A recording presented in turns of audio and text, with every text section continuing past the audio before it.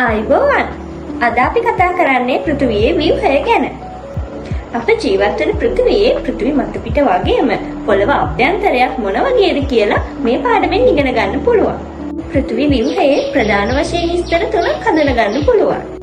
ඒ තමයි කබොල, ප්‍රාවරණය සහ හරය. පෘථිවි පෘෂ්ඨයේ ඉහළ විස්තරය තමයි කබොල.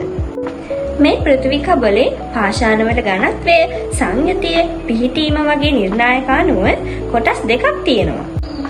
ඒ තමයි මහද්වීපික කබල සහ සාගරික කබල.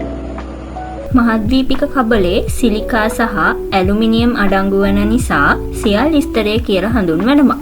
සාගරික කබලේ සිලිකා සහ මැග්නීසියම් අඩංගු වෙන නිසා සිමෙන්ට් ස්තරය කියලා හඳුන්වනවා. ඒ වගේම මහද්වීපික කබල ග්‍රැනයිට් පාෂාණ වලින්ද සාගරික කබල බැසෝල්ට් පාෂාණ වලින්ද සමන්විත වෙනවා. මේ අනුව මහද්වීපික කබලට සාපේක්ෂව සාගරික කබල බරින් වැඩි. පෘථිවි ව්‍යුහයේ හරස්කඩ සටහනට අනුව පෘථිවි කබලේ ගැඹුර සාගරවලදී කිලෝමීටර් 5ක් පමණ දක්වාද මහද්වීපවලදී කිලෝමීටර් 60ක් පමණ දක්වාද ගැඹුරට විහිදෙනවා. දල වශයෙන් කිලෝමීටර් 70ක් පමණ පෘථිවි කබලට අයත් වෙනවා. කබල සහ ප්‍රාවරණය වෙන් කරන සීමාව මොහොර විසික් අසංතතිය කියලා හඳුන්වනවා.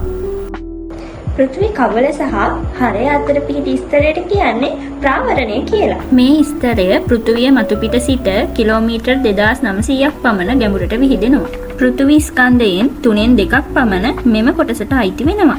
පාෂාණ සහ රසායනික සංයුතිය අනුව ඉහළ ප්‍රාවරණය සහ පහළ ප්‍රාවරණය ලෙස ප්‍රාවරණය කොටස් දෙකකට බෙදෙනවා. ප්‍රාවරණය සහ හරය වෙන් කරන සීමාව ගුටෙන්බර්ග් අසංතතිය ලෙස හඳුන්වනවා. පෘථිවි ප්‍රාවරණයට පහළ කොටස හරය වන අතර සංයුතිය අනුව එය පිටත හරය සහ ඇතුළත හරය ලෙස කොටස් දෙකක් ලෙස වර්ග කරනවා. පිටත හරය ද්‍රවමය ලෝහ වලින්ද ඇතුළත හරය ඝන ලෝහ වලින්ද සමන්විත වෙනවා.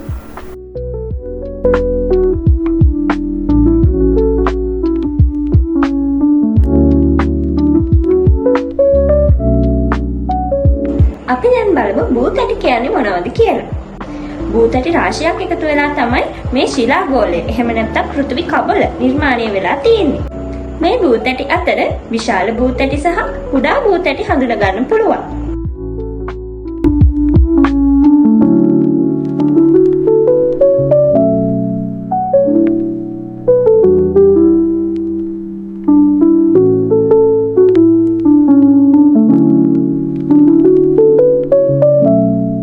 පෘථිවි ප්‍රාවරණ කලාපයේ ක්‍රියාත්මක වන සංවහන ධාරාවල බලපෑම නිසා මේ භූතැටි චලනය වෙනවා.